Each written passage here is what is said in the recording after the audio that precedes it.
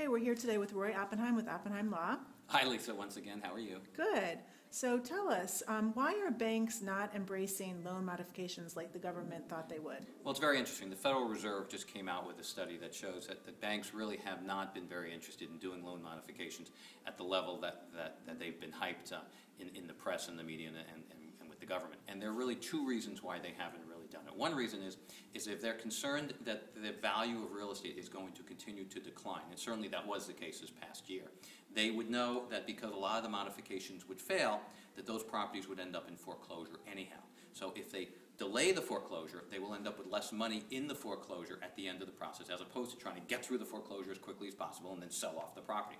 So that's reason one. And reason two, and most people were unaware of this, and I certainly was unaware of this, is the idea that a lot of people historically have self-corrected their defaults, meaning that if you have a pool of people that are in default, as much as 30% of them historically would self-correct, meaning that they would pull themselves out of default and would continue to pay the old rate. Those studies were based on old studies when, in fact, people weren't as far underwater as they are today. But today, this notion of self-correction is just completely antiquated, and the banks are using old data and an old theory that just doesn't apply.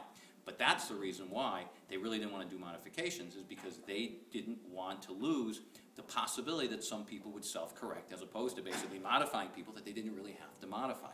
In the past, as much as 30% of all people who were in default would self-correct. That is not happening today, and the banks might as well figure that out. Thank you. Okay, thank you so much.